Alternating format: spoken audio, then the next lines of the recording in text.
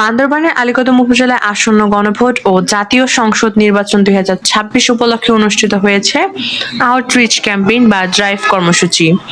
রবিবার 4 জানুয়ারি আলীকদম উপজেলা নির্বাচন অফিসের আয়োজনে এবং ইউএনডিপি বাংলাদেশের দ্য বেল্ট প্রকল্পের আওতায় এই গণসংযোগ ও ভোটার প্রশিক্ষণ সভা অনুষ্ঠিত হয়। অনুষ্ঠানে প্রধান অতিথি ছিলেন উপজেলা নির্বাচন কর্মকর্তা মোহাম্মদ নাহিদ শাহরিয়ার। সভায় ভোটাধিকার, ভোট প্রদানের নিয়ম এবং নাগরিক দায়িত্ব সম্পর্কে আলোচনা করা হয়। বিশেষভাবে নারী, যুব সমাজ ও প্রথমবারের ভোটারদের অংশগ্রহণে গুরুত্ব দেওয়া হয়।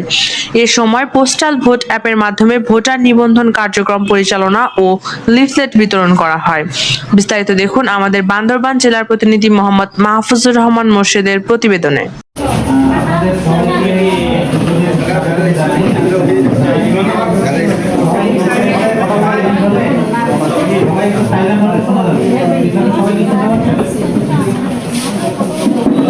আপনাদের ভোটের জন্য আপনাদের ধন্যবাদ। এখানে মানুষ অনেক বেশি হয়ে গেছিল, যার কারণে আমাদের দুই ভাগে বিভক্ত করতে হয়েছে প্রোগ্রামটাকে। আপনারা সেকেন্ড সেশনে আসছেন, এখন আপনাদের সাথে নিরিবিলি কথা বলতে চাই। আপনারা সবাই একটু ধৈর্য ধরে শুনবেন। পিছনে কি শোনা যাচ্ছে?